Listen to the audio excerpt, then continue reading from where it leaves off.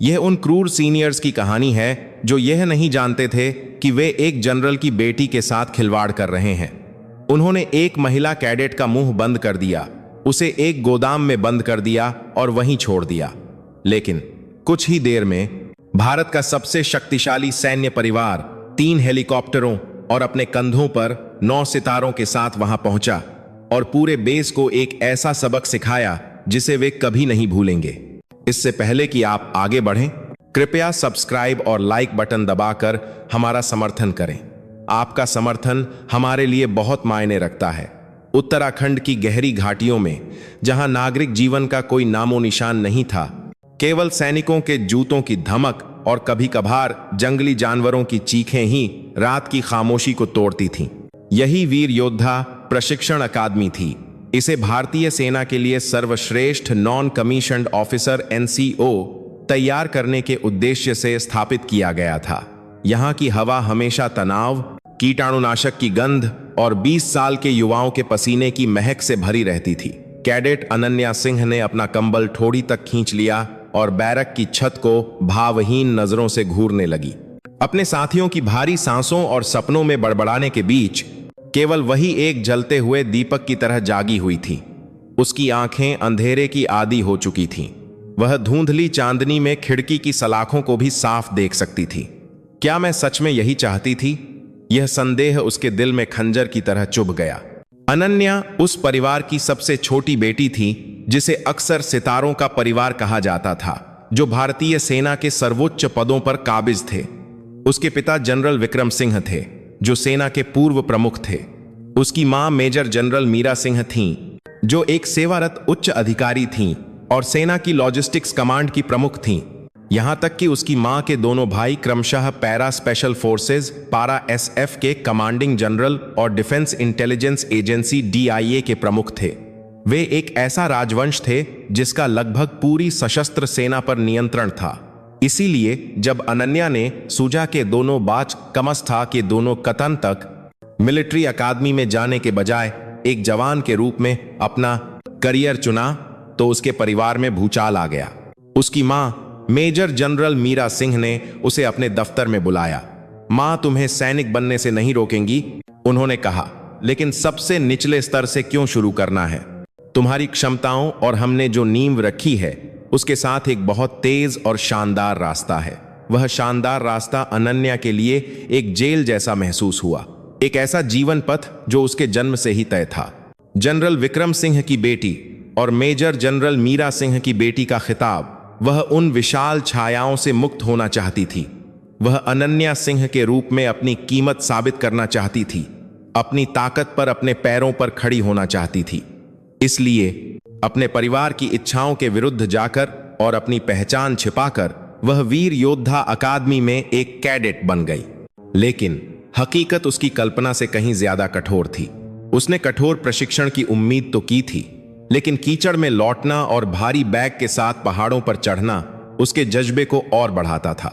समस्या इंसानों से थी, खासकर उसके प्लाटून प्रशिक्षक हवलदार भीम सिंह से, जिसे कोबरा के नाम से जाना जाता था। वह कैडेटों पर क्रूरता के लिए कुख्यात था। कैडेट नंबर 23, क्या तेरी आंखें बस दिखाने के लिए हैं? हाँ, तेरे सामने गोली का खोखा पड़ा है, तुझे दिखता नहीं? वह एक दिन उस पर चिल्लाया। सॉरी हवलदार साहब, सॉरी से काम चल जाएगा।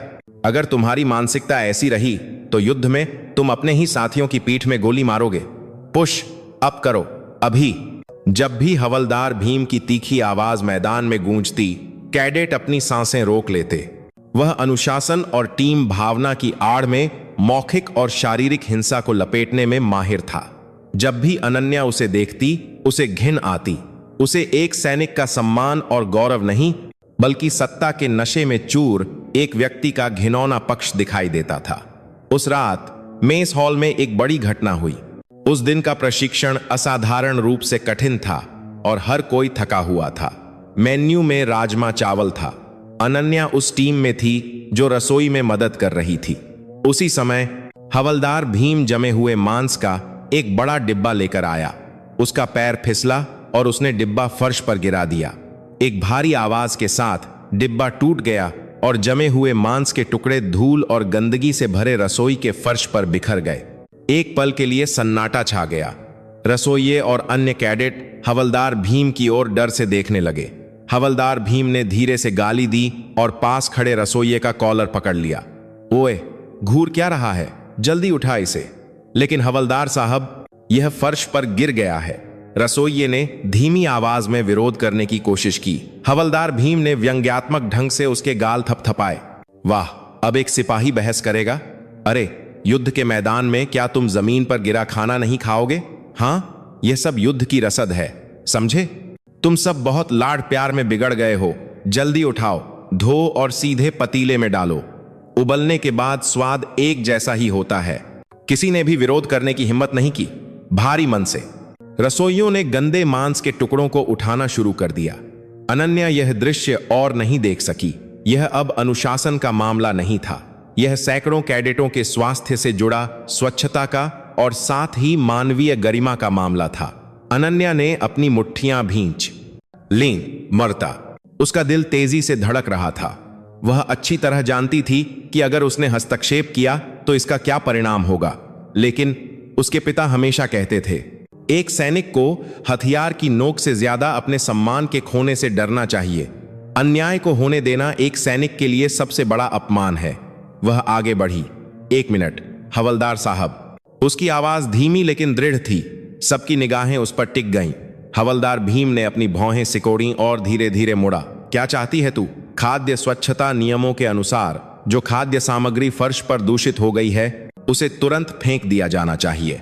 यह नियमों का स्पष्ट उल्लंघन है और इससे सैकड़ों लोगों को फूड पॉइजनिंग हो सकती है। रसोई में हवा मानो जम गई। एक महिला कैडेट कोबरा हवलदार भीम का सीधे तौर पर विरोध कर रही थी। हवलदार भीम के चेहरे से मुस्कान गायब हो गई। वह धीरे धीरे अनन्या के करीब आया। उसकी परछाई अनन्या के छोटे शरीर को निगलती हुई लग रही थी। अभी क्या कहा तूने, कैडेट? उसकी आवाज पहले से कहीं ज्यादा ठंडी और खतरनाक थी। मैंने कहा कि यह नियमों का उल्लंघन है। हवलदार साहब, अनन्या पीछे नहीं हटी। उसने सीधे उसकी आंखों में देखा। हवलदार भीम ने अनन्या के नेम टैग और उसके चेहरे को बारी बारी से देखा और फिर व्यंग्यात्मक रूप से हंसा। वाह वाह, लगता है हमारे पास कोई खास मेहमान है। नियम? तू मुझे सैन्य नियमों के बारे में सिखाएगी? क्या तूने इसे बच्चों का कैंप समझ रखा है? उसने अपनी उंगली से अनन्या का कंधा धकेला। मैं यह सुनिश्चित करूंगा कि तेरी यह लंबी जुबान फिर कभी इस तरह न चल सके। आज रात मैं तुझे सिखाऊंगा कि असली सैनिक होने का मतलब क्या होता है, जब तक कि यह तेरी हड्डियों में न समा जाए। बस इंतजार कर। उसकी आंखों में मुस्कान नहीं थी। वे एक कोबरा की आंखें थीं जो नफरत से भरकर डसने के लिए तैयार थीं। अनन्या ने अपनी पीठ पर ठंडा पसीना महसूस किया। वे तेरी हड्डियों में एक छुड़वा कर थीं, लेकिन अंत तक उसने अपनी नजरें नहीं हटाईं। युद्ध शुरू हो चुका था। उस रात बैरक में हवा बहुत भारी और नम महसूस हो रही थी। लाइट बंद होने के बाद घना अंधेरा छा गया। केवल उसके साथियों की बेचैन आवाजें ही कभी कभार खामोशी को तोड़ती थीं। अनन्या ने अपनी आंखें बंद कर लीं, सोने का नाटक करते हुए, लेकिन उसकी सारी नसें तनी हुई थीं। हवलदार भीम के आखिरी शब्द उसके कानों में जहर की तरह गूंज रहे थे। जब तक कि यह तेरी हड्डियों में न समा जाए। तभी कोई बिल्ली की तरह चुपचाप आया और अनन्या के बिस्तर के पास खड़ा हो गया। उसका कंबल हटाते हुए उसने फुसफुसाया, कैडेट अनन्या सिंह, मेरे साथ चलो, आवाज मत करना। वह कॉर्पोरल रहमत था, हवलदार भीम का भरोसेमंद आदमी। अनन्या जानती थी कि समय आ गया है। बिना कुछ कहे वह उठी और अपने जूते पहने। कॉर्पोरल रहमत बिना टॉर्च जलाए अंधेरे में चलता रहा, जैसे उसे हर कोना याद हो, और अनन्या उसके पीछे पीछे चलती रही। गलियारे से गुजरते हुए और सीढ़ियों से नीचे उतरते हुए ठंडी रात की हवा उसकी त्वचा में चुभ गई। वे मुख्य इमारत के पीछे स्थित एक पुराने गोदाम में पहुंचे। उस जगह का इस्तेमाल कम ही होता था और उसमें धूल और फफूंद की गंध आ रही थी। जब कॉर्पोरल रहमत ने चरमराता हुआ लोहे का दरवाजा खोला तो अंदर से एक धुंधली रोशनी दिखाई दी। गोदाम के अंदर हवलदार भीम पहले से ही उसका इंतजार कर रहा था, एक टूटी हुई कुर्सी पर बैठा हुआ। उसके बगल में एक और साथी सिपाही जोगा कुटिल मुस्कान के साथ खड़ा था। तो हमारी आदर्श कैडेट आ गई, हवलदार भीम ने ताना मारा। वह उठा और धीरे धीरे अनन्या के चारों ओर घूमने लगा, जैसे कोई शिकारी अपने शिकार को देख रहा हो। आज दोपहर तो तू बहुत बहादुर बन रही थी, है ना? सबके सामने अपने प्रशिक्षक की इज्जत उछाल रही थी। मैंने सिर्फ सच कहा था हवलदार साहब, सच। हवलदार भीम ठीक अनन्या के सामने रुका। उसके मुंह से सिगरेट का तीखा धुआं अनन्या के चेहरे पर पड़ा। क्या तुझे अभी भी एहसास नहीं हुआ कि सेना की दुनिया में तेरा यह सच कितना बेमानी है?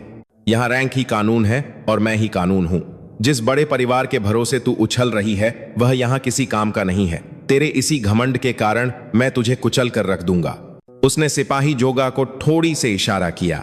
जोगा, जो मानो इंतजार ही कर रहा था, गोदाम के कोने से एक डक्ट टेप और एक मोटी रस्सी ले आया। अनन्या का दिल उसके पेट में आ गया।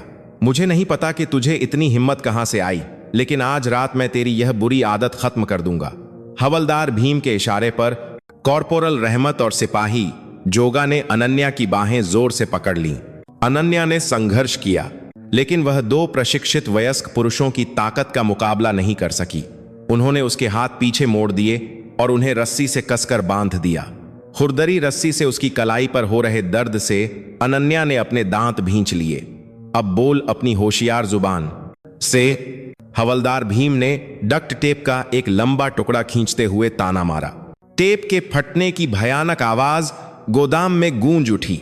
उसने अनन्या की ठोड़ी को जोर से पकड़ा और उसके मुंह पर डक्ट टेप की कई परतें लपेटनी शुरू कर दी। मुम। अनन्या ने अपना सिर जोर से हिलाने की कोशिश की, लेकिन कोई फायदा नहीं हुआ। टेप ने उसके होंठों से लेकर नाक के नीचे तक ढक दिया, जिससे उसे सांस लेने में मुश्किल हो रही थी। डर उसके पूरे शरीर पर हावी होने लगा। हा, बहुत बढ़िया, आखिरकार तू चुप हो गई। सिपाही जोगा की हंसी घिनौनी लग रही थी। हवलदार भीम ने संतुष्टि से अनन्या के चेहरे को देखा। अब माफी मांग। ओह, बोल नहीं सकती तो फिर अपनी आंखों से भीख मांग। अपनी घमंडी आंखों से मुझे दिखा कि तू कितनी डरी हुई है। अनन्या की आंखों में आंसू भरने लगे, लेकिन वे समर्पण के आंसू नहीं थे।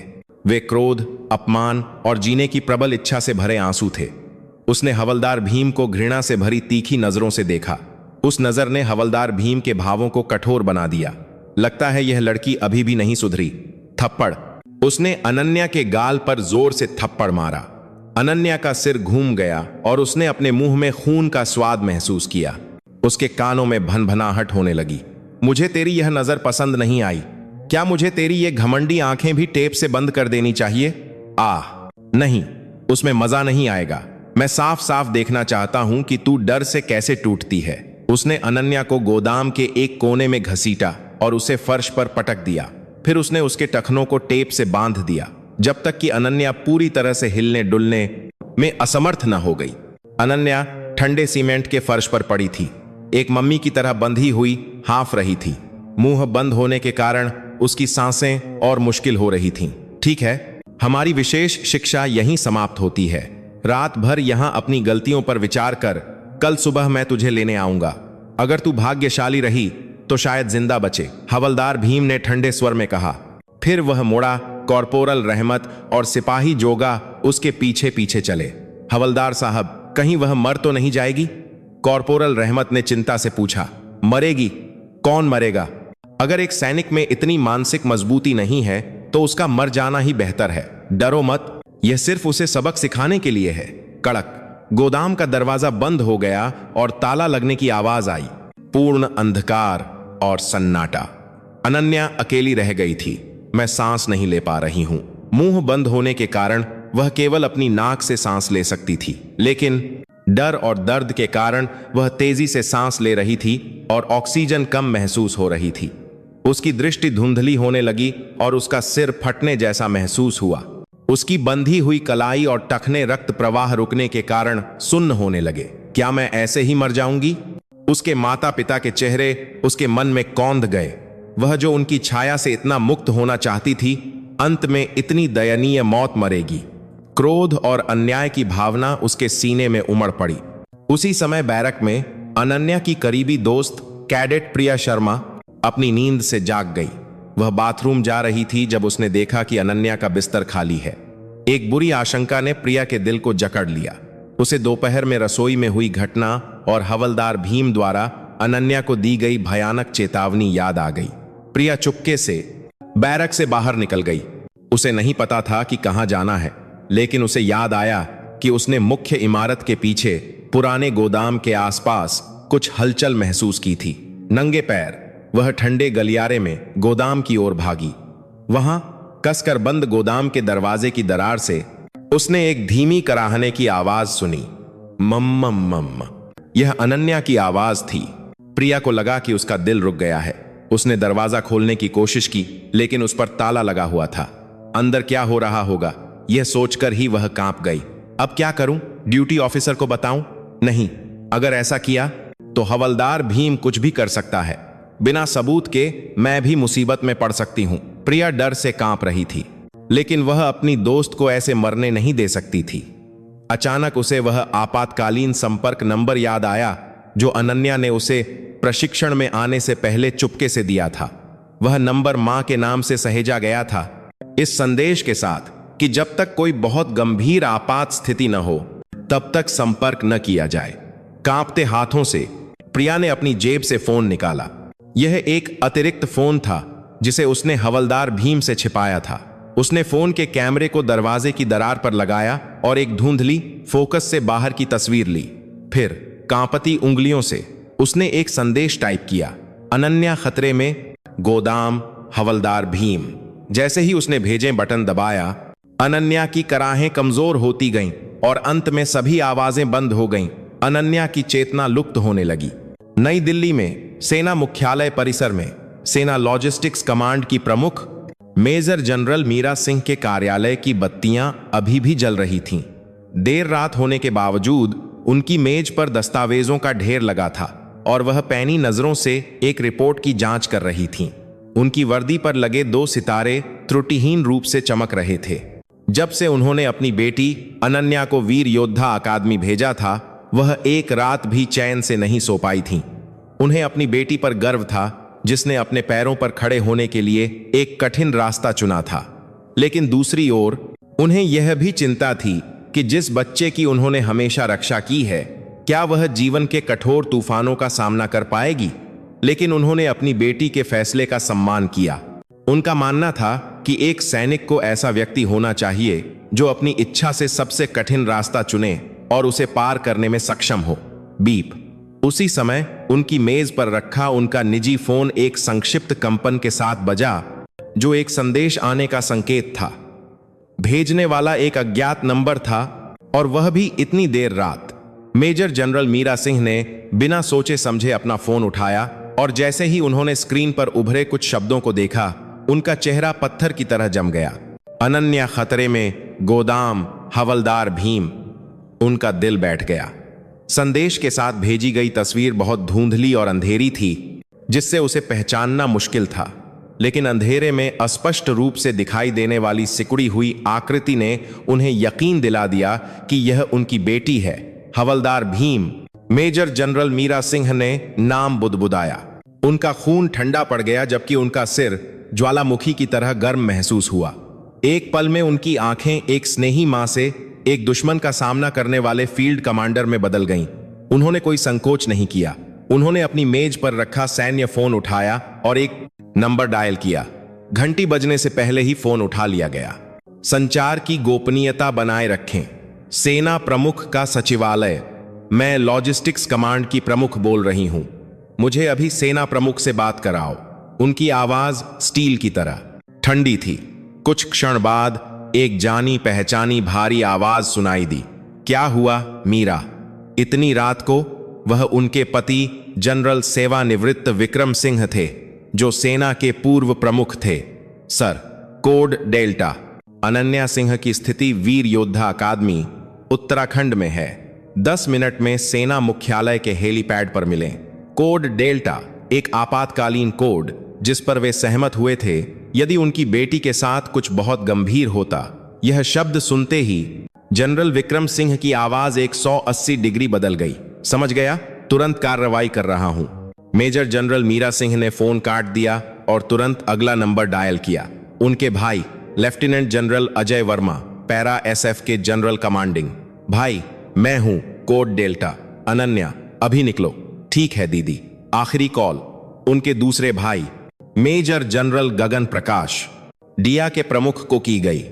गगन, कोड डेल्टा, वीर योद्धा अकादमी का स्थान, कर्मियों की संख्या, विशेष रूप से हवलदार भीम सिंह का पूरा डेटा। 5 मिनट के भीतर मेरे डेटा टर्मिनल पर भेजो।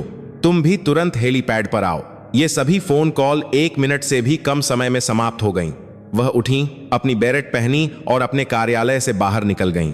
उनके पीछे भारतीय सेना के सर्वोच्च अधिकारी हरकत में आ चुके थे। 10 मिनट बाद सेना मुख्यालय के हेलीपैड पर 3 लड़ाकू हेलीकॉप्टर गरज रहे थे, उड़ान भरने के लिए तैयार। मेजर जनरल मीरा सिंह सबसे पहले पहुंची और सवार हुई। कुछ ही देर बाद जनरल सेवानिवृत्त विक्रम सिंह, पैरा एसएफ के general commanding lieutenant general Ajay Verma और डीआ के प्रमुख मेजर जनरल गगन प्रकाश पहुंचे, सभी लड़ाकू वर्दी में। उनके चेहरों पर कोई भाव नहीं था, लेकिन उनसे निकलने वाली जानलेवा आभा आसपास की हवा को जमा सकती थी। गगन, जानकारी? मेजर जनरल मीरा सिंह ने हेलीकॉप्टर के अंदर पूछा। मेजर जनरल गगन प्रकाश ने एक टैबलेट आगे बढ़ाया। वीर योद्धा अकादमी में कुल 450 कर्मी हैं। Duty officer major Anand Sharma हैं। हवलदार भीम सिंह 34 साल का। सेना में शामिल होने से पहले मारपीट का आपराधिक रिकॉर्ड। यूनिट के भीतर एलेक्लिक काटलिक कापलिक सरकार यूनिट के भीतर जूनियर्स द्वारा हिंसा की कई बार रिपोर्ट की गई, लेकिन यूनिट की छवि बनाए रखने के लिए कमांडिंग ऑफिसर द्वारा कथित तौर पर सभी रिपोर्टों को नजरअंदाज कर दिया गया। नजरअंदाज। मेजर जनरल मीरा सिंह के होठों से एक ठंडा शब्द निकला। जनरल विक्रम सिंह ने अपनी मुट्ठियां इतनी कसकर भींच लीं कि उनकी इनकामत रखा। उंगलियों के जोड़ सफेद हो गए। अजय, तुम्हारी क्या तैयारी है? चिंता मत करो दीदी। SAT 81 गुलटोर के 20 सर्वश्रेष्ठ सैनिक पहले ही अकादमी के आसपास की पहाड़ियों में घुसपैठ कर चुके हैं। मेरे आदेश मिलते ही वे 3 मिनट में पूरे बेस को निष्क्रिय कर सकते हैं। पैरा SF के जनरल कमांडिंग के शब्दों में एक स्पष्ट खतरा था। तीनों हेलीकॉप्टर अंधेरे को चीरते हुए उत्तराखंड की ओर बढ़ गए। नई दिल्ली और उस स्थान के बीच की दूरी मानो कुछ भी नहीं थी। वे भारत के आंख भी SF हवाई क्षेत्र के स्वामी थे। कुछ ही देर में वीर योद्धा अकादमी के आसमान में 3 लड़ाकू हेलीकॉप्टर दिखाई दिए। बिना किसी चेतावनी या उतरने की अनुमति के वे मुख्य मैदान की ओर उतरने लगे। Whoosh whoosh. शांत बेस अचानक हेलीकॉप्टरों के शोर और उनसे उत्पन्न तेज हवा से हिल गया। संतरी भ्रमित थे, जबकि सो रहे कैडेट और कर्मचारी जाग गए और खिड़कियों की ओर भागे। दुश्मन का हमला, दुश्मन का हमला, सभी बैरकों में छिप जाओ। मेजर शर्मा चिल्लाए, जो ड्यूटी ऑफिसर थे और बाहर भाग रहे थे, लेकिन उनकी आवाज हेलीकॉप्टर के इंजनों की गड़गड़ाहट में डूब गई। तीनों हेलीकॉप्टर मैदान के बीच में शान से उतरे और उनकी शक्तिशाली सर्चलाइटों ने मुख्य इमारत को दिन की तरह रोशन कर दिया। फिर हेलीकॉप्टर के दरवाजे खुले। सबसे पहले लॉजिस्टिक्स कमांड की प्रमुख मेजर जनरल मीरा सिंह उतरी। उनके पीछे सेना के पूर्व प्रमुख, पैरा SF के जनरल कमांडिंग और डीआ के प्रमुख निकले। उन चारों के कंधों पर लगे 9 सितारे सर्चलाइट की रोशनी में चमक रहे थे। मेजर शर्मा उस दृश्य को देखकर वहीं जम गए। सेना का सर्वोच्च नेतृत्व, सितारों का परिवार, जिसके बारे में उन्होंने अब तक केवल किंवदंतियों में सुना था, अब आधी रात को उनके बेस पर उतर आया था। मेजर जनरल मीरा सिंह दृढ़ता से उनकी ओर बढ़ी। मेजर शर्मा के लिए मैदान की जमीन पर उनके जूतों की आवाज मौत की घंटी की तरह लग रही थी। आप इस बेस के ड्यूटी ऑफिसर हैं? जी हां। Major Anand Sharma reporting. Ma'am. Major general Meera Singh ने उनकी बात काट दी। उनकी आंखें गुस्से से जल रही थीं। मेरी बेटी को अभी ढूंढो। कैडेट अनन्या सिंह और उस कमीने भीम सिंह को मेरे सामने घसीट कर लाओ। उनकी आवाज गुस्से से कांप रही थी। तुम्हें 1 मिनट का समय देती हूं। अगर 1 मिनट में मेरी बेटी नहीं मिली तो मैं यह सुनिश्चित करूंगी कि यहां हर किसी की वर्दी उतार दी जाए और उन्हें कोर्ट मार्शल के लिए घसीटा जाए। करो। यह एक आदेश और साथ ही युद्ध की घोषणा थी। सितारों का क्रोध पूरी वीर योद्धा अकादमी को निगलने लगा था। मेजर जनरल मीरा सिंह के अंतिम शब्द मैदान की हवा में जम गए। करो। यह एक शब्द कोई साधारण आदेश नहीं था। यह एक संकेत था जिसने एक विशाल बांध को तोड़ दिया। एक स्टील की सुनामी जो शांत वीर योद्धा अकादमी को निगलने के लिए तैयार थी। ड्यूटी ऑफिसर मेजर शर्मा केवल झड़वत खड़े रह सके, अपनी आंखों के सामने हो रही वास्तविकता को स्वीकार करने में असमर्थ। अपने 15 साल के सैन्य करियर में नहीं, जब से भारतीय सेना की स्थापना हुई थी ऐसी घटना कभी नहीं हुई थी। इंतजार किसका कर रहे हो?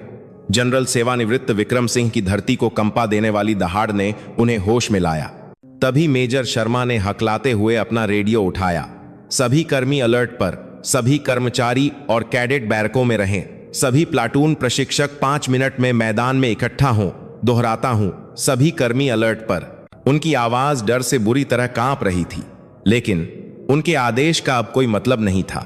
उस बेस की कमान अब उनके हाथ में नहीं थी, बल्कि मैदान के बीच में खड़े 9 सितारों वाले 4 उच्च अधिकारियों के हाथ में थी। पैरा एसएफ के general commanding lieutenant general Ajay Verma ने अपनी कलाई पर लगे संचार उपकरण में धीरे से कहा, अल्फा टीम, शिकार शुरू करो। मुख्य लक्ष्य कोबरा और उसके साथ का एक छोटा चूहा, बाकी को काबू में करो। जैसे ही आदेश दिया गया, अंधेरे से काली परछाइयां निकलीं। बेस के शांत कोनों से काली लड़ाकू वर्दी में पैरा एसएफ केलिट सैनिक बिना आवाज किए उभरे। बिना किसी हिचकिचाहट के वे हर बैरक, प्रशासनिक कार्यालय और कमांडर के कमरे में फैल गए। उन्होंने दरवाजे नहीं खटखटाए, उन्होंने उन्हें अपने जूतों से तोड़ दिया और हथियारों की नोक पर गलियारों पर कब्जा कर लिया। हिलो मत, हिले तो गोली मार दूंगा। सब दीवार की तरफ मुंह करके खड़े हो जाओ, हाथ सिर के ऊपर। जो कर्मचारी और प्रशिक्षक अभी अभी नींद से जागे थे और अभी भी भ्रमित थे, उन्हें तुरंत काबू कर लिया गया। उन्हें नहीं पता था कि उन पर कौन हमला कर रहा है या क्या हो रहा है। वे केवल डर के मारे फर्श पर पेट के बल लेटे रह सकते थे। वीर योद्धा अकादमी की कमांड प्रणाली केवल 3 मिनट में पूरी तरह से ध्वस्त हो गई। इस बीच प्रशिक्षकों की बैरक में हवलदार भीम इस बात से पूरी तरह अनजान था कि इस सारे हंगामे का कारण वही है। वह केवल खिड़की से बाहर देखते हुए उपहास कर रहा था। कौन पागल है जो इतनी रात को हेलीकॉप्टर से शोर मचा रहा है? जरूर कोई बड़ा अधिकारी आया होगा। उसे अनन्या को दिए गए सबक की याद आई और वह संतुष्टि से मुस्कुराया। वह ढीठ लड़की जिसने उसका विरोध करने की हिम्मत की, शायद अब वह ठंडे गोदाम के फर्श पर सिसक सिसक कर रो रही होगी, माफी मांग रही होगी। वह कल सुबह उसे बाहर निकालते समय उसके टूटे और दयनीय चेहरे को देखने के लिए बेचैन था। तभी धड़ाम, उसकी बैरक का दरवाजा टुकड़ों में बिखर गया। इससे पहले कि हवलदार भीम मुड़ पाता, 2 नकाबपोश मजबूत लोगों ने बिजली की गति से उस पर झपट्टा मारा। आह! वह एक संक्षिप्त चीख के साथ फर्श पर पटक दिया गया। एक ने अपनी एड़ी से उसकी गर्दन दबाई, जबकि दूसरे ने उसके हाथ पीछे मोड़कर उन्हें केबल टाई से बांध दिया। प्रतिरोध व्यर्थ था। उनकी ताकत अविश्वसनीय थी। तुम कौन हो? मुझे छोड़ो! हवलदार भीम संघर्ष करते हुए चिल्लाया, लेकिन उसे केवल तिरस्कार भरी आवाज मिली। लक्ष्य कोबरा पकड़ा गया। अब से तुम्हें चुप रहने का अधिकार है, लेकिन अगर तुम्हारा मुंह हिला तो हम तुम्हारे जबड़े की सुरक्षा की गारंटी नहीं दे सकते। वे हवलदार भीम को, जो केवल अंडरवियर में था, एक कुत्ते की तरह बाहर घसीट कर ले गए। गलियारे में उसने एक चौंकाने वाला दृश्य देखा। उसके साथी प्रशिक्षक और उसके सीनियर्स सभी फर्श पर पेट के बल लेटे हुए थे। वे लोग जो वीर योद्धा अकादमी में राजाओं की तरह राज करते थे, अब कैदियों की तरह असहाय थे। उसी समय सैनिकों का एक समूह महिला कैडेटों की बैरक में भी घुस गया, लेकिन वे महिला सैन्य पुलिसकर्मी थीं जिन्हें सीधे मेजर जनरल मीरा सिंह ने भेजा था। वे डरी हुई कैडेटों के पास से गुजरी और बिस्तर के कोने में कांप रही प्रिया शर्मा के पास पहुंची। कैडेट प्रिया शर्मा? जी हां मैम। डरो मत, हम यहां तुम्हें चोट पहुंचाने के लिए नहीं, बल्कि तुम्हारी रक्षा करने के लिए हैं। महिला सैन्य पुलिसकर्मी की आवाज दृढ़ लेकिन शांत करने वाली थी। प्रिया फूट फूट कर रोने लगी। यह जानकर कि उसका संदेश पहुंच गया और उसने अपनी दोस्त को बचा लिया, उसकी सारी ताकत मानो खत्म हो गई। परेड ग्राउंड एक न्याय के अखाड़े में बदल गया था। सभी कर्मचारी और प्रशिक्षक विशेष बलों के हथियारों की नोक पर घुटनों के बल बैठे थे। उनके सामने हवलदार भीम और उसके साथियों कॉर्पोरल रहमत और सिपाही जोगा को घसीटकर जमीन पर फेंक दिया गया। तभी हवलदार भीम को स्थिति समझ में आई। मैदान के बीच में 4 जनरल खड़े थे। उनके कंधों पर 9 सितारे चमक रहे थे और उनमें से एक मेजर जनरल मीरा सिंह उसे जलती हुई आंखों से देख रही थी। उसे अनन्या सिंह का चेहरा याद आया। सबसे बुरा संदेह जिसकी उसने कभी कल्पना भी नहीं की थी, अब एक ऐसी सच्चाई बन गया था जिसने उसके सिर पर वार किया था। नहीं हो सकता, वह लड़की। जनरल सेवानिवृत्त विक्रम सिंह ने धीमी आवाज में पूछा। कैडेट अनन्या सिंह कहाँ है? हवलदार भीम ने अपने होंठ काट लिए। अगर उसने अभी कबूल कर लिया तो वह खत्म हो जाएगा। उसे टिके रहना था। मैं आपका मतलब नहीं समझ रहा सर। कैडेट अनन्या सिंह को अपनी बैरक में सोना चाहिए। उसका झूठ अभी खत्म भी नहीं हुआ था कि डिया के प्रमुख मेजर जनरल गगन प्रकाश ठंडे स्वर में हंसे। झूठ? मेरे इस टैबलेट में रियल टाइम सीसीटीवी फुटेज है जिसमें तुम 30 मिनट पहले कैडेट अनन्या सिंह को मुख्य इमारत के पीछे पुराने गोदाम में घसीटते हुए दिख रहे हो। अभी भी इनकार करोगे कीड़े? मेजर जनरल गगन ने अपना टैबलेट आगे बढ़ाया और स्क्रीन पर उसे अंधेरे में अनन्या को घसीटते हुए स्पष्ट रूप से देखा जा सकता था। हवलदार भीम का चेहरा पीला पड़ गया। मेजर जनरल मीरा सिंह, जो अब और बर्दाश्त नहीं कर सकती थीं, ने पुराने गोदाम की ओर इशारा किया। उनकी आवाज में अब गुस्सा नहीं बल्कि नरक से भी ज्यादा ठंडा कुछ था।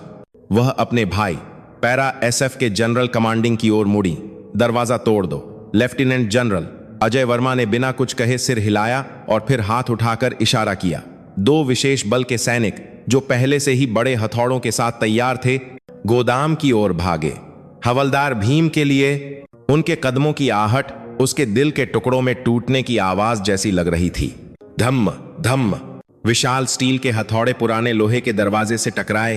रात की खामोशी को चीरते हुए केवल 2 वारों में जंग लगे कब्जे और ताला चकनाचूर हो गए। दरवाजा एक भयानक आवाज के साथ अंदर की ओर गिर गया, जिससे धूल का एक मोटा बादल उठा। शक्तिशाली सर्चलाइट की रोशनी अंधेरे गोदाम में घुस गई। सबसे पहले मेजर जनरल मीरा सिंह ने कदम रखा। उनके पीछे जनरल विक्रम सिंह और उनके दोनों भाई चले। उनकी आंखों के सामने के दृश्य ने चारों जनरलों की सांसें रोक दीं। गोदाम के कोने में ठंडे सीमेंट के फर्श पर उनकी अनमोल बेटी और भतीजी अनन्या सिंह कचरे की तरह सिकुड़ी पड़ी थी। उसका पूरा शरीर डक्ट टेप से लिपटा हुआ था। उसके हाथ और पैर खुरदरी रस्सी से बंधे थे। उसके मुंह पर डक्ट टेप की कई परतें थीं और आसपास की त्वचा नीली पड़ गई थी। वह बिल्कुल भी हिल नहीं रही थी। अगर उसकी छाती बहुत ही हल्की हल्की ऊपर नीचे नहीं हो रही होती तो कोई विश्वास नहीं करता कि वह अभी भी जीवित है। उसका चेहरा धूल, आंसू के निशान और खून के धब्बों से सना हुआ था। अनन्या। मेजर जनरल मीरा सिंह के मुंह से जो निकला वह एक दर्दनाक चीख थी। उस दृढ़ कमांडर का व्यक्तित्व गायब हो गया था। वह अपनी बेटी की ओर भागी और घुटनों के बल बैठ गईं। कांपते हाथों से उन्होंने अपनी बेटी का चेहरा थामा, लेकिन उसकी त्वचा का ठंडा स्पर्श उनके दिल को रोकने जैसा था। होश में आओ बेटा, मां यहां है। अपनी आंखें खोलो मेरी बच्ची। वह घबराहट में अनन्या के मुंह से डक्ट टेप फाड़ने लगी। मजबूत टेप ने उनके नाखून फाड़ दिए, लेकिन उन्हें दर्द महसूस नहीं हुआ। अंत में जब टेप हटा तो एक कमजोर सांस की आवाज आई और अनन्या के मुंह से हवा निकली, लेकिन वह बेहोश थी। जनरल विक्रम सिंह ने इस दुखद दृश्य को चुपचाप उनके पीछे से देखा। उनका चेहरा एक मुखौटे की तरह भावहीन था, लेकिन उनके दोनों हाथ इतनी कसकर भींचे हुए थे मानो वे टूट जाएंगे। उनकी नजर धीरे धीरे गोदाम में अपनी बेटी से हटकर मैदान में घुटनों के बल बैठे हवलदार भीम पर गई। उनकी नजर में अब गुस्सा नहीं बल्कि शुद्ध हत्या का इरादा था, जो मानो हवलदार भीम के अस्तित्व को धरती से मिटा देना चाहता था। जब उनकी आंखें मिलीं तो हवलदार भीम ने इतना भयानक डर महसूस किया कि उसका खून जम गया और उसने तुरंत अपना सिर झुका लिया। मेडिक, अभी यहां आओ। पैरा एसएफ के general commanding lieutenant general Ajay Verma चिल्लाए, जो मेडिक पहले से ही तैयार थे। वे ऑक्सीजन सिलेंडर और आपातकालीन उपकरणों के साथ दौड़े। रोगी की स्थिति बताओ। रोगी बेहोश है, सांस बहुत कमजोर, नाड़ी अनियमित, हाइपोक्सिक शॉक, शरीर का तापमान भी बहुत गिर गया है। मेडिक ने चिल्लाते हुए अनन्या के शरीर को बांधने वाली रस्सी और टेप को काटा। जल्दी से उसने अनन्या की नाक और मुंह पर एक ऑक्सीजन मास्क लगाया और उसे एक थर्मल कंबल से ढक दिया। गंभीर है जनरल, उसे तुरंत निकटतम सैन्य अस्पताल में ले जाना होगा।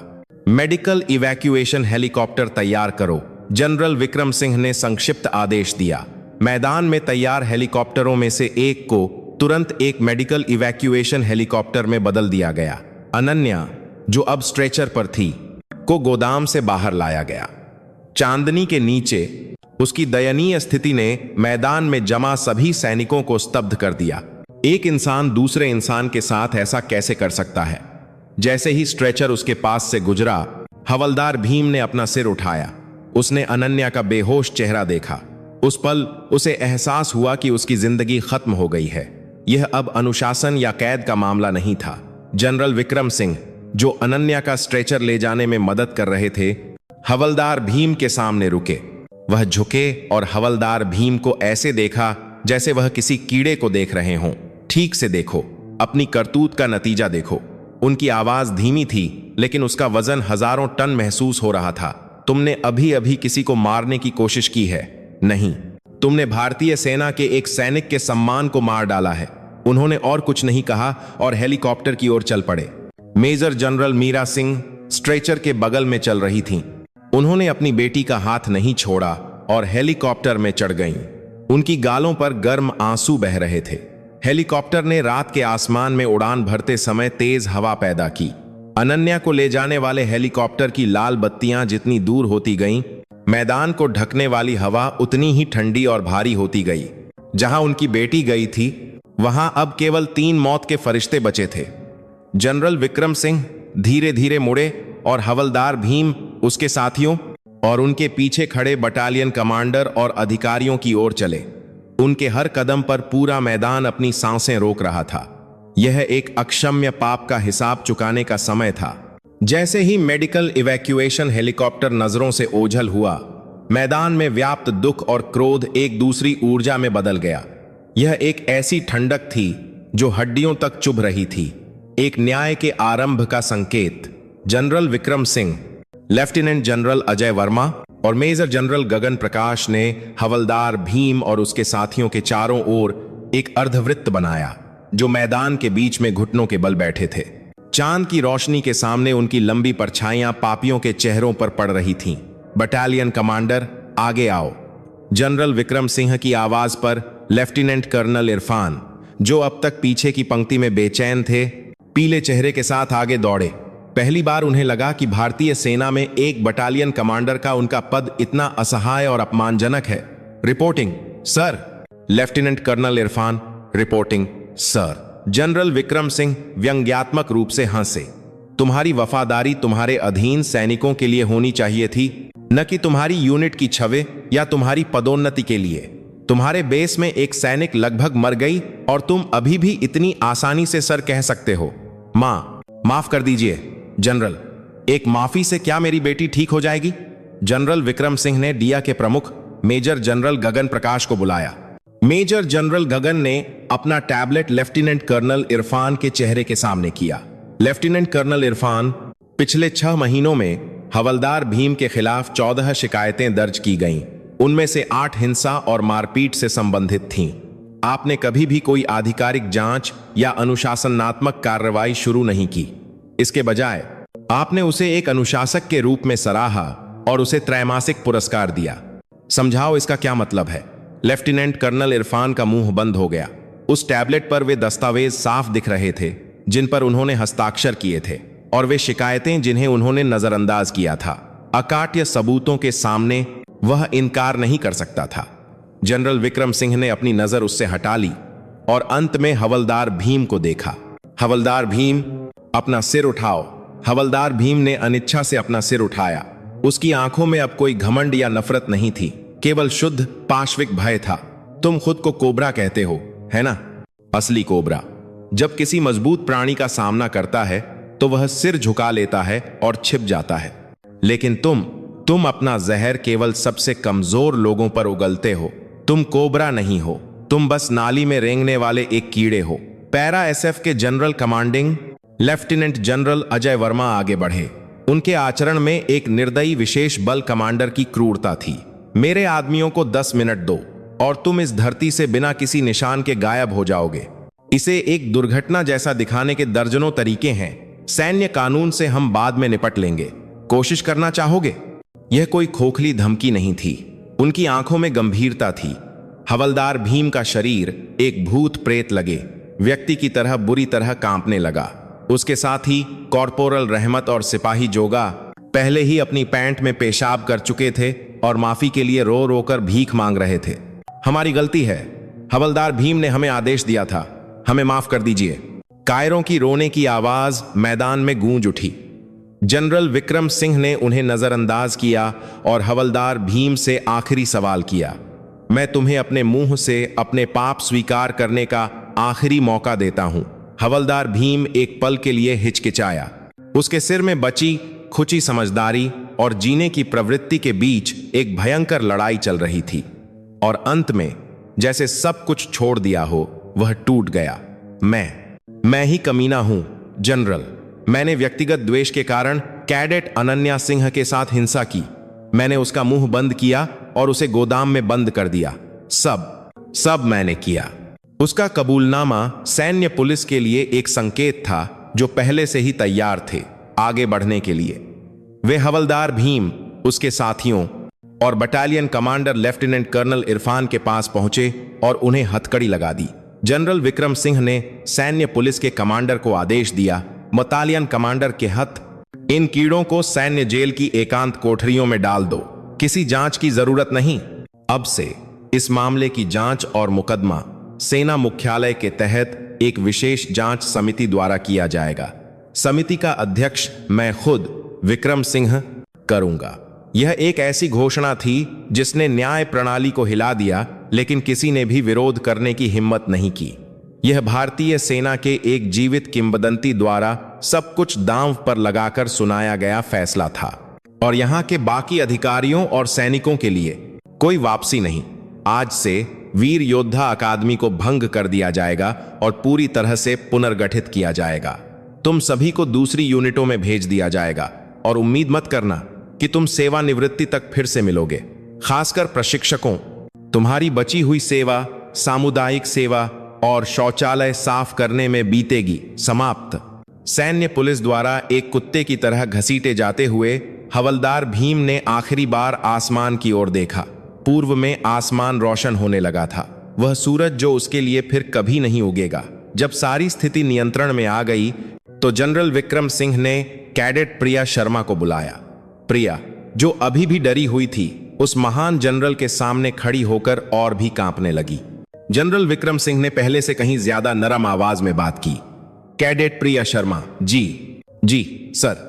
कैडेट प्रिया शर्मा, धन्यवाद। तुम्हारी बहादुरी ने मेरी बेटी को बचाया और इस सड़े हुए बेस को साफ करने का मौका भी दिया। यह उपकार मैं जीवन भर नहीं भूलूंगा। उन्होंने प्रिया के कंधे पर धीरे से थपथपाया। उस गर्म स्पर्श ने प्रिया को अंततः राहत के आंसू बहाने पर मजबूर कर दिया। वीर योद्धा अकादमी के मैदान में भोर के समय एक बड़े तूफान के गुजर जाने के बाद जो बचा था वह था निराशा, न्याय और आशा का एक बीज।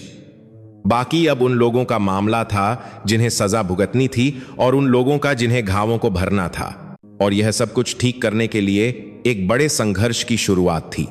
वीर योद्धा अकादमी में हुई असाधारण घटना उस रात समाप्त नहीं हुई।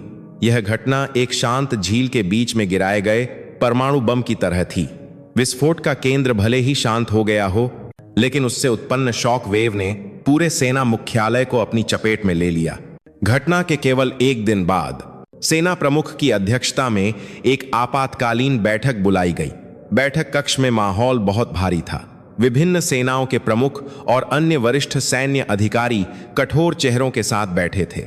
उनके सामने वीर योद्धा अकादमी में हिंसा और कमांड सिस्टम का पतन शीर्षक वाली एक मोटी रिपोर्ट रखी थी। रिपोर्ट की सामग्री चौंकाने वाली थी। यह केवल एक वरिष्ठ सैनिक द्वारा एक जूनियर को प्रताड़ित करने का मामला नहीं था। यह एक व्यवस्थित हिंसा की संस्कृति के बारे में था जिसे कमांडरों द्वारा अनदेखा किया गया था। एक सड़ चुकी एनसीओ प्रशिक्षण प्रणाली, और यह सब सेना के भीतर गुटबाजी और भाई भतीजावाद के कारण संभव हुआ था। वीर योद्धा अकादमी भारतीय सेना के सबसे शर्मनाक फोड़े का प्रतीक बन गई थी। बैठक की अध्यक्षता सेना प्रमुख नहीं बल्कि जनरल सेवानिवृत्त विक्रम सिंह कर रहे थे, जो एक विशेषज्ञ गवाह के रूप में उपस्थित थे। यद्यपि वह सेवानिवृत्त हो चुके थे, उनकी उपस्थिति कमरे में मौजूद सभी सितारों के संयुक्त वजन से अधिक भारी महसूस हो रही थी। क्या यहां उपस्थित सज्जन इस रिपोर्ट को केवल एक बेस की कहानी मानते हैं? विक्रम सिंह की धीमी आवाज बैठक कक्ष में गूंजी। यह एक कैंसर है, एक घातक ट्यूमर है, जिसने हमारी सशस्त्र सेनाओं की हड्डियों को खा लिया है। अगर इसे नहीं हटाया गया तो सेना अंदर से सड़ जाएगी। मैं इस अवसर पर सेना प्रमुख से आधिकारिक तौर पर सेना के शरीर में सभी फोड़ों को हटाने के लिए एक बड़ा ऑपरेशन शुरू करने का प्रस्ताव करता हूं। किसी ने इसका विरोध नहीं किया। यह एक पीड़ित के पिता की भावनात्मक शिकायत नहीं थी। यह एक वरिष्ठ की ओर से एक ज्वलंत अपील थी जो सशस्त्र सेनाओं के अस्तित्व के बारे में चिंतित था। उस दिन से सैन्य दुनिया वास्तव में हिल गई। सेना मुख्यालय के तहत एक विशेष जांच समिति का गठन किया गया, जिसे अभूतपूर्व अधिकार दिए गए। समिति के अध्यक्ष जनरल विक्रम सिंह थे और उनकी उपाध्यक्ष मेजर जनरल मीरा सिंह थीं। इस समिति ने न केवल वीर योद्धा अकादमी में बल्कि सभी एनसीओ प्रशिक्षण संस्थानों और बुनियादी सैन्य प्रशिक्षण केंद्रों में एक बड़ा ऑडिट शुरू किया। जो भी कमांडर भ्रष्टाचार में लिप्त पाए गए या जिन्होंने हिंसा को होने दिया, उन्हें बिना किसी अपवाद के अपनी वर्दी उतारनी पड़ी। दशकों से चली आ रही सड़ी गली प्रथाओं को जड़ से उखाड़ना शुरू कर दिया गया। लेफ्टिनेंट कर्नल इरफान को न केवल अपमानजनक रूप से बर्खास्त किया गया, बल्कि उन्हें कर्तव्य में लापरवाही, अधिकार के दुरुपयोग और हिंसा को बढ़ावा देने के आरोपों में कोर्ट मार्शल का सामना करना पड़ा। उनका सैन्य करियर और यहां तक कि उनका शेष जीवन भी बर्बाद हो गया। जब सेना एक बड़े तूफान के बीच से गुजर रही थी, आर्मी रिसर्च एंड रेफरल अस्पताल नई दिल्ली के वीआईपी कमरे में अनन्या ने धीरे धीरे अपनी आंखें खोलीं। पहली चीज जो उसने देखी वह थी सफेद छत, कीटाणुनाशक की तीखी गंध और उसकी बांह से जुड़ी ईव ट्यूब, दिल की धड़कन की निगरानी करने वाली मशीन की लयबद्ध आवाज। उसे एहसास हुआ कि वह अभी भी जीवित है। वह उस नरक के गोदाम से बाहर आ गई थी। जब उसने अपना सिर घुमाया तो उसने अपनी मां को अपने बिस्तर के बगल में एक कुर्सी पर गहरी नींद में सोते हुए देखा। उनके बाल, जो आमतौर पर करीने से सजे रहते थे, अब थोड़े बिखरे हुए थे और उन्होंने वर्दी के बजाय सादे कपड़े पहने हुए थे। लेकिन नींद में भी उनका हाथ अनन्या के हाथ को कसकर पकड़े हुए था। यह इस बात का सबूत था कि पिछले कुछ दिनों में उन्होंने एक पल के लिए भी अपनी बेटी का साथ नहीं छोड़ा था। अनजाने में अनन्या की आंखों से आंसू बह निकले, लेकिन उन आंसुओं में केवल राहत नहीं थी। उस रात का अपमान, क्रोध और डर था जो उसकी हड्डियों में समा गया था। सब कुछ मिला जुला था। अगर वह अपनी आंखें बंद करती तो वह अपने होठों पर डक्ट टेप के दबाव को, दम घुटने के दर्दनाक एहसास को और हवलदार भीम की घृणित मुस्कान को महसूस कर सकती थी, जो उसे एक कीड़े की तरह देख रहा था। कड़क। अनजाने में अनन्या ने अपने दांत भींच लिए। उसी क्षण हलचल महसूस करते हुए मेजर जनरल मीरा सिंह ने अपनी आंखें खोलीं। अनन्या, तुम होश में आ गईं बेटा। उनका चेहरा खिल उठा। उन्होंने अपनी बेटी का माथा छुआ और तुरंत डॉक्टर और नर्स को बुलाया। कुछ देर बाद डॉक्टर की जांच पूरी होने के बाद और जब कमरे में केवल वे दोनों बची थीं, तो मेजर जनरल मीरा सिंह ने धीरे से अपनी बेटी के सिर पर हाथ फेरा। सब ठीक है बेटा, सब कुछ खत्म हो गया है, किसी बात की चिंता मत करो। यद्यपि वे गर्म और आरामदायक शब्द थे, अनन्या का दिल और भी बेचैन हो गया। मां, मैं कुछ मत कहो, तुम एक पीड़ित हो, यह बिल्कुल भी तुम्हारी गलती नहीं थी। तुम्हारे साथ जो हुआ उसे कोई भी कारण सही नहीं ठहरा सकता। उसकी मां मानो उसके दिल की बात पढ़ सकती थी। अनन्या ने अपने होंठ काट लिए। उसे उसके परिवार की ताकत ने बचाया था। सितारों के परिवार की छाया, जिससे वह इतना मुक्त होना चाहती थी, ने अंततः उसकी जान बचाई। इस विडंबनापूर्ण वास्तविकता के सामने वह केवल अपना सिर झुका सकती थी। कुछ दिनों बाद अनन्या की शारीरिक स्थिति में तेजी से सुधार हुआ। वीआईपी कमरे में उपलब्ध सर्वोत्तम उपचार और पोषण के लिए धन्यवाद, लेकिन उसके दिल के घाव आसानी से नहीं भरे। हर रात उसे बुरे सपने आते और जब भी कोई अजनबी उसके कमरे में आता तो वह चौंक जाती। उसके पिता जनरल सेवानिवृत्त विक्रम सिंह और उसके दोनों चाचा उससे मिलने आए। उनमें से किसी ने भी उस दिन की घटना के बारे में नहीं पूछा। फिल्म एक्समरात की पूरी कोर्ट में साथ में पूरी को वे केवल अनन्या का पसंदीदा खाना लाते और चुपचाप उसके साथ बैठते। लेकिन उस खामोशी में अनन्या अपने परिवार की दया, अपराधबोध और उसके पीछे छिपे भारी गुस्से को महसूस कर सकती थी। जिस दिन उसे छुट्टी मिलने वाली थी, उसके पिता जनरल विक्रम सिंह ने सावधानी से कहा, अनन्या, चलो घर चलते हैं। तुम्हारा सैन्य जीवन अब बहुत हो गया। मैंने सेना मुख्यालय से बात कर ली है। तुम्हें सम्मानजनक रूप से सेवा मुक्त कर दिया जाएगा। कोई तुम्हें दोष नहीं देगा। यह अनन्या के लिए सबसे अच्छी देखभाल का रूप था। एक पिता का प्यार जो अपनी बेटी से कह रहा था कि वह कठिन रास्ते पर चलना बंद कर दे और एक आरामदायक जीवन में लौट आए। हर कोई ऐसा ही सोचता था। शुरू में अनन्या ने भी उस प्रस्ताव को स्वीकार करने का इरादा किया था। वह इस घिनौनी सैन्य दुनिया को छोड़कर सामान्य जीवन में लौटना चाहती थी। लेकिन उस रात अनन्या सो नहीं सकी। जब उसने अपनी आंखें बंद कीं, तो हवलदार भीम का चेहरा फिर से सामने आ गया। उसकी ताना मारने वाली आवाज एक मतिभ्रम की तरह लग रही थी। अगर मैं अभी हार मान लेती हूं और भाग जाती हूं, तो हवलदार भीम को सजा तो मिलेगी, लेकिन अपने दिल में वह मुझ पर हंसेगा। लाडली बच्ची में कोई दम नहीं था। वह टूट गई और मुझसे भाग गई। इस विचार ने उसका खून खौला दिया। भारी गुस्सा, जिसने अब तक उसके आघात को दबा रखा था, लावा की तरह उबलने लगा।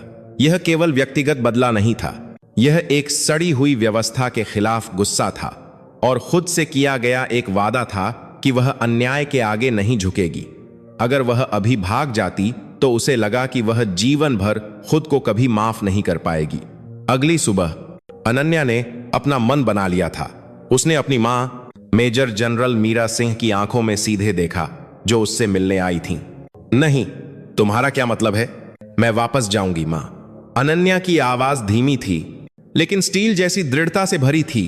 मैं इस तरह नहीं भागूंगी। मैं उसी जगह पर अपने पैरों पर वापस जाऊंगी और अपनी ताकत से सब कुछ खत्म करूंगी। मैं अपनी आंखों से देखना चाहती हूं कि जिन कमीनों ने मेरे साथ यह किया और जिस व्यवस्था ने इसे होने दिया, वह कैसे बिखरती है।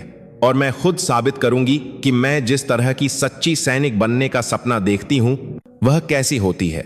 मेजर जनरल मीरा सिंह ने अपनी बेटी की आंखों में देखा। वे अब एक डरे हुए पीड़ित की आंखें नहीं थीं। वे नरक की आग से बचकर निकला एक स्टील का फूल थीं, जो बदला लेने की भावना के साथ फिर से खिल उठी थीं। उस नजर में उन्होंने अब एक बच्ची को नहीं, बल्कि एक योद्धा को देखा जो उनके जैसा ही रास्ता अपनाएगी। मेजर जनरल मीरा सिंह ने बिना कुछ कहे अपनी बेटी को गले लगा लिया। फिर धीरे से फुसफुसाएं, ठीक है मेरी बेटी, भले ही तुम जिस रास्ते पर चलो वह नरक हो, मां तुम्हारे साथ रहेगी। नहीं, हमारा पूरा परिवार तुम्हारे पीछे रहेगा। उस दिन अनन्या ने खुद को एक पीड़ित के रूप में अस्पताल के कमरे में दफन कर दिया और बदला और न्याय की मांग के लिए तराशी गई। एक तलवार के रूप में पुनर्जन्म लिया। सैन्य जेल, एक ऐसी जगह जहां भारत के केवल सबसे क्रूर सैन्य अपराधियों को इकट्ठा किया जाता था।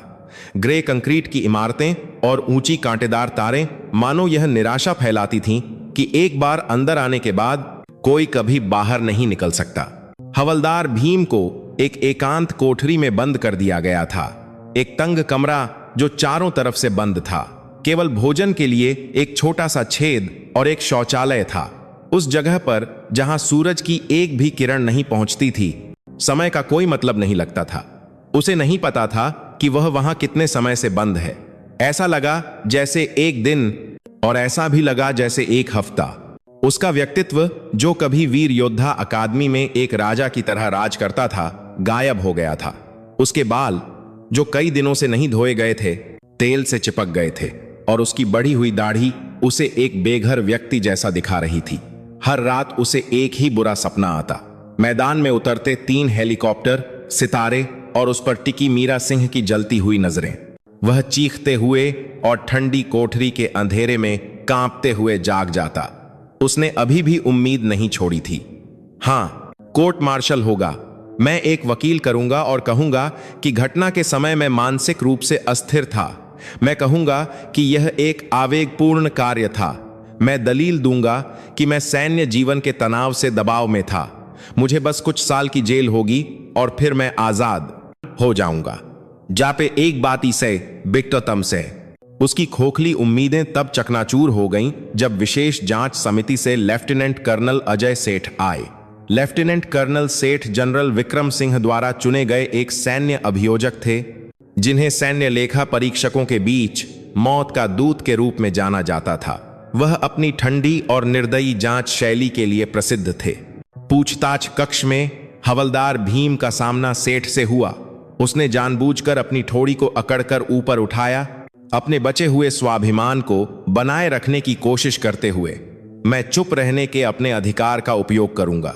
मैं बिना वकील के एक शब्द भी नहीं बोलूंगा। लेफ्टिनेंट कर्नल सेठ अविचलित रहे। उन्होंने मेज पर दस्तावेजों का एक ढेर फेंका। ठीक है, तो मैं खुद बोलूंगा, तुम बस सुनो। लेफ्टिनेंट कर्नल सेठ ने एक कागज उठाया। भीम सिंह, 34 साल, सेना में शामिल होने से पहले गंभीर मारपीट के 2 आपराधिक रिकॉर्ड, शांति के लिए पैसे देकर मुकदमे से बच गया। सही? भीम की पुतलियां चौड़ी हो गईं। उसने भर्ती के समय इस तथ्य की जानकारी नहीं दी थी। बुनियादी प्रशिक्षण के दौरान अपने बैच के साथियों से 3 बार जबरन वसूली और मारपीट की। तुम्हारे उस समय के प्रशिक्षक ने बस अनदेखा करने का नाटक किया। उस प्रशिक्षक से अब हम पूछताछ कर रहे हैं। लगता है जल्द ही उसे सेवा से बर्खास्त कर दिया जाएगा। लेफ्टिनेंट कर्नल सेठ ने पन्ना पलटा। वीर योद्धा अकादमी में तैनाती के बाद 32 पीड़ितों ने तुम्हारे द्वारा प्रताड़ित किए जाने का दावा किया है। तुमने जो पैसे और सामान वसूले, उनकी सूची यहां है।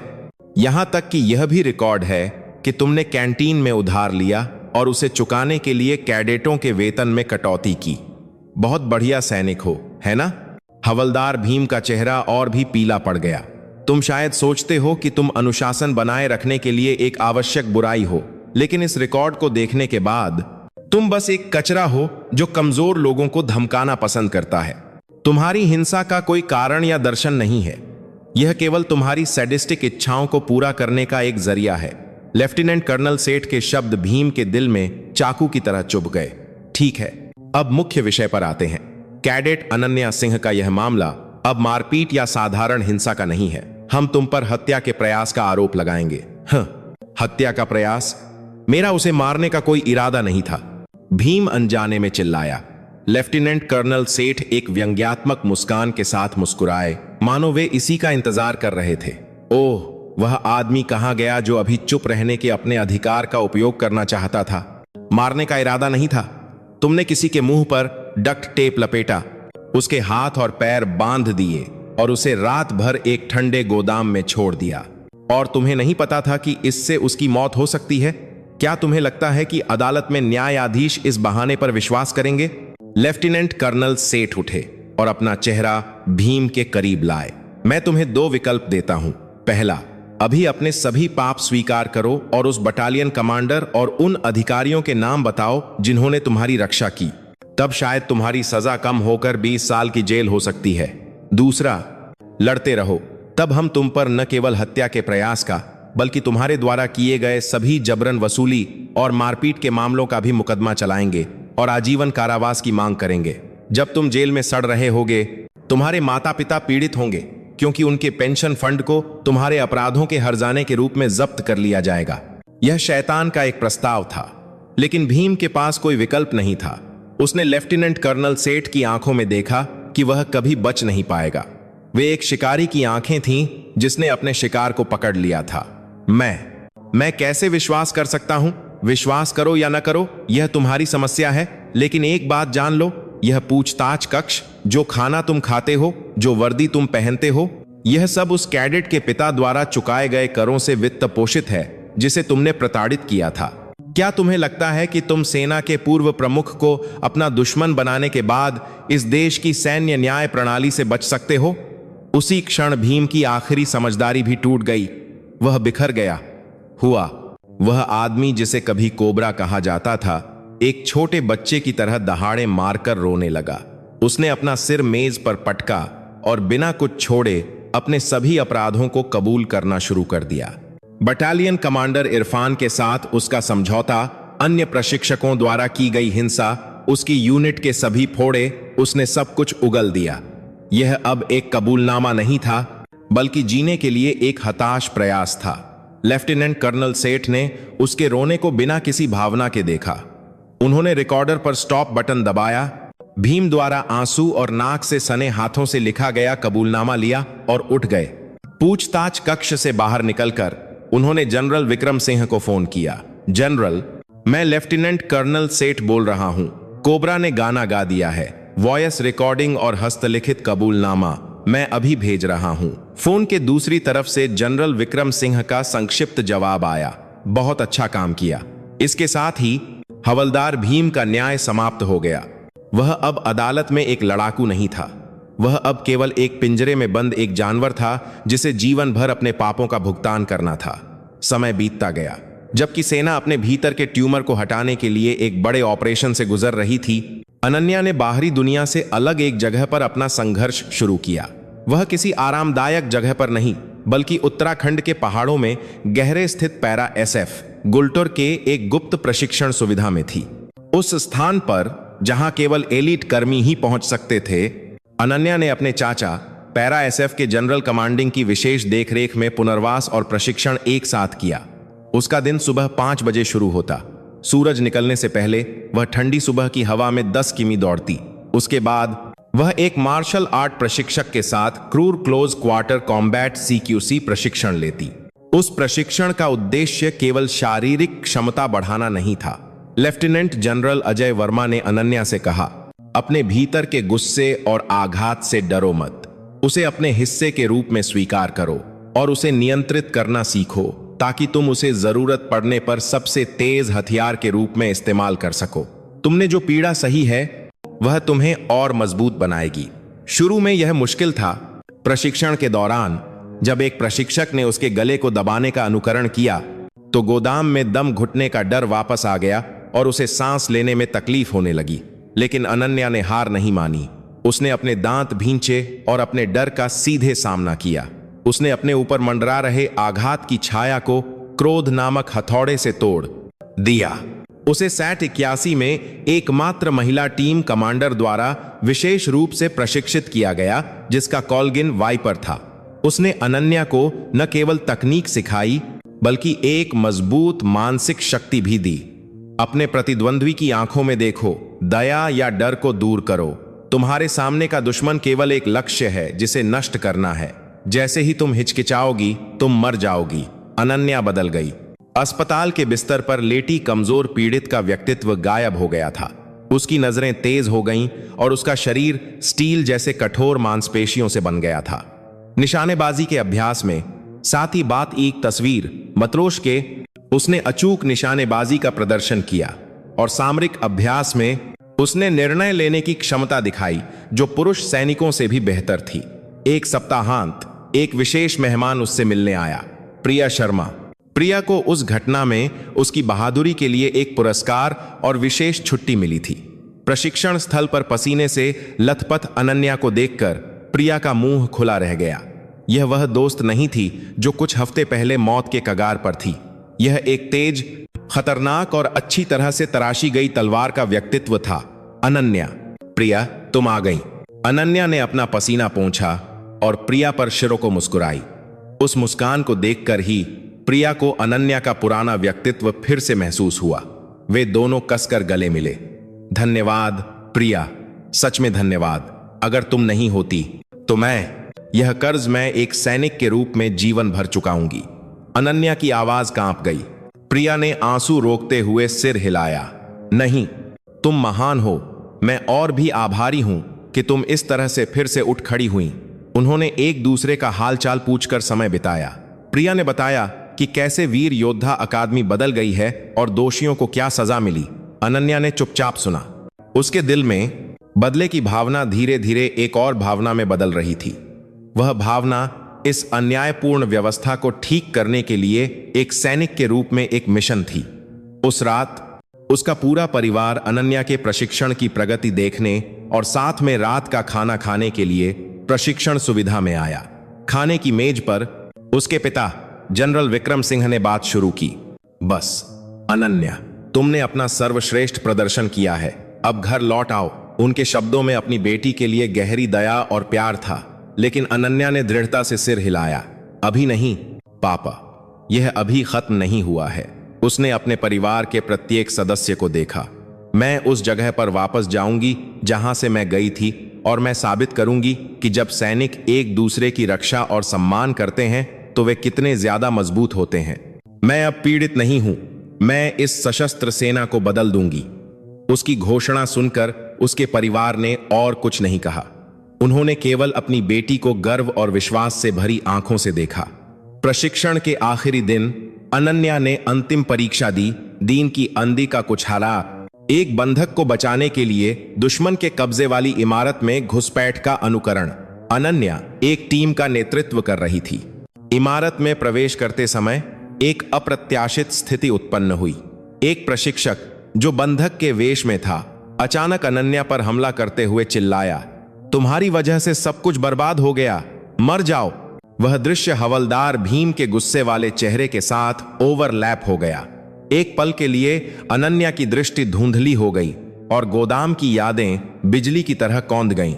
उसका शरीर जम गया और उसकी सांसें तेज हो गईं।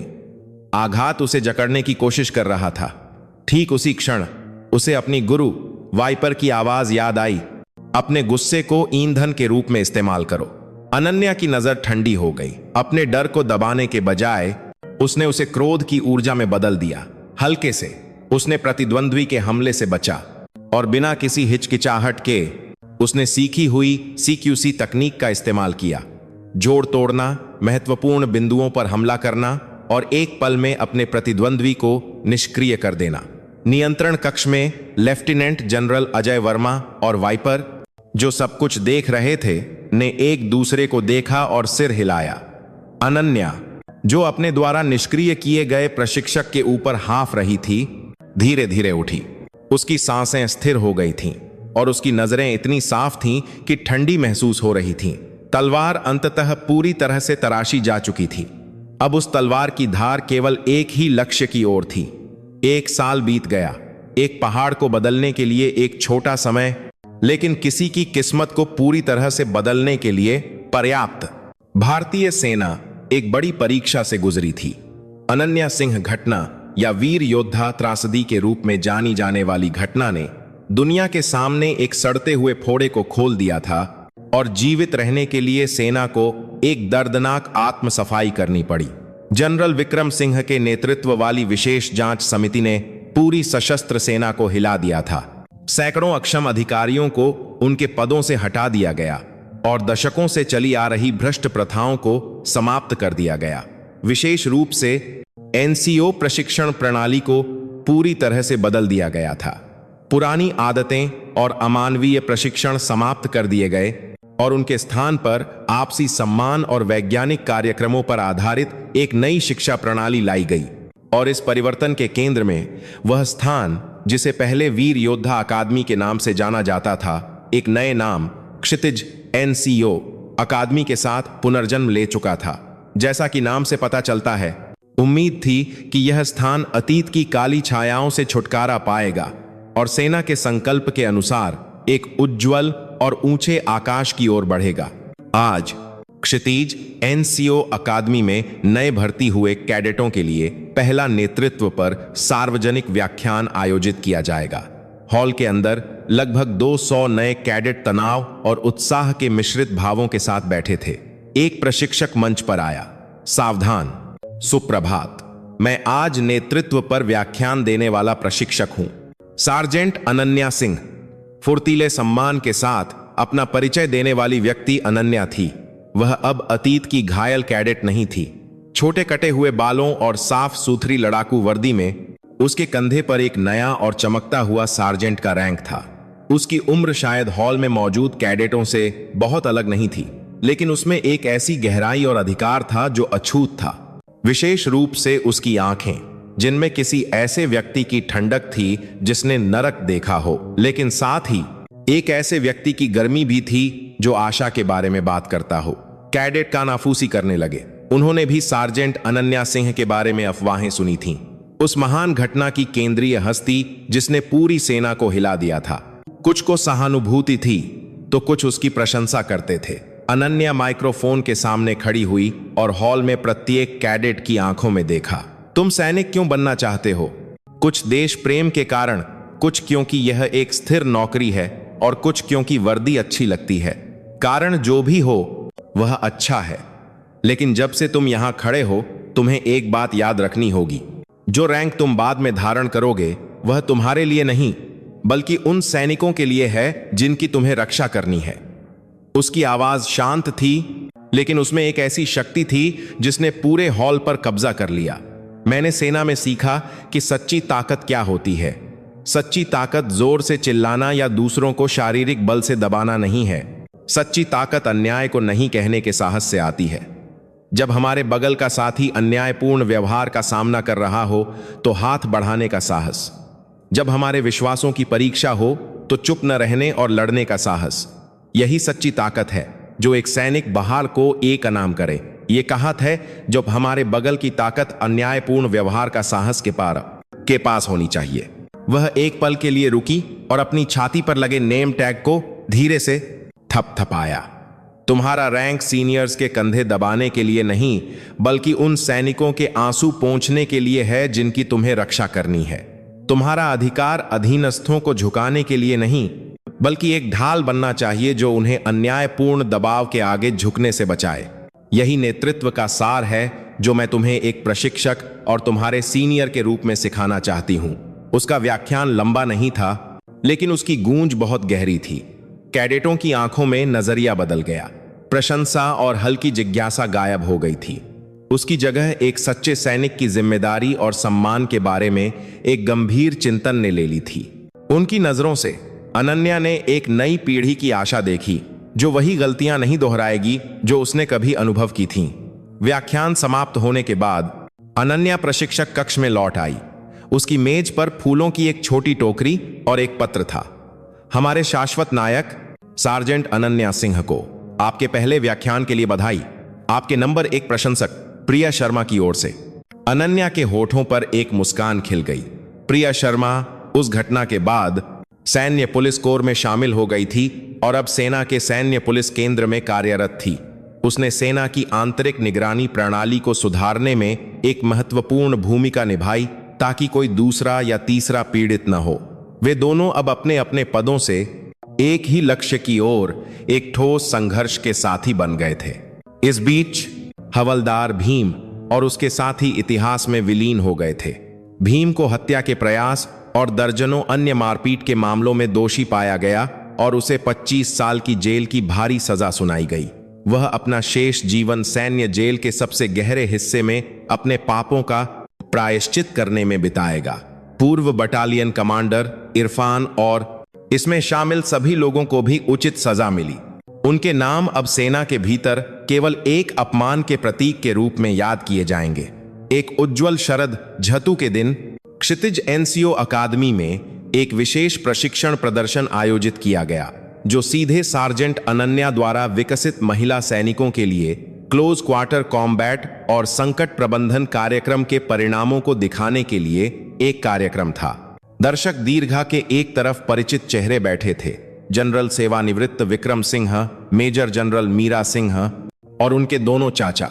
वे अब समस्याओं को हल करने के लिए उतरे सितारे नहीं थे। वे केवल एक साधारण परिवार थे जो अपनी बेटी और भतीजी के विकास को गर्व से देख रहे थे। सामने दुश्मन, निष्क्रिय करो। अनन्या के दृढ़ आदेश पर महिला कैडेट एक साथ हरकत में आईं। उन्होंने अपने से बड़े नकली दुश्मनों का सामना किया और अनन्या द्वारा सिखाई गई तकनीकों का उपयोग करके उन्हें कुशलता से निष्क्रिय कर दिया। उनके आंदोलनों में कोई डर या हिचकिचाहट नहीं थी, केवल यह आत्मविश्वास था कि वे अपनी और अपने साथियों की रक्षा कर सकती हैं। जनरल विक्रम सिंह ने इस दृश्य को चुपचाप देखा और फिर धीरे से अपनी पत्नी मीरा सिंह का हाथ पकड़ा, जो उनके बगल में बैठी थीं। मीरा, हमने अनन्या को एक सैनिक का रास्ता नहीं सिखाया। उस बच्ची ने हमें सिखाया है कि एक सच्चा सैनिक होने का क्या मतलब है। मेजर जनरल मीरा सिंह की आंखें भर आईं। उन्होंने सिर हिलाया। जिस बेटी की वे अपनी महान शक्ति से भी रक्षा नहीं कर सके, वह अब एक विशाल पेड़ बन गई थी जो अपने घावों को खाद बनाकर और भी बहुत से लोगों की रक्षा करेगी। वह क्षण किसी भी सम्मान पदक से अधिक गौरवपूर्ण और चमकदार महसूस हुआ।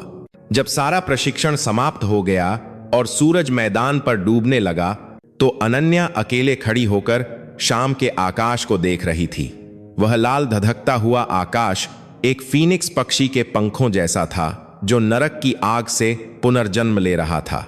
उस दिन का घाव एक निशान के रूप में बना रहा और अभी भी उसके दिल के एक कोने में दर्द होता था। लेकिन अब वह निशान पीड़ा का प्रतीक नहीं था।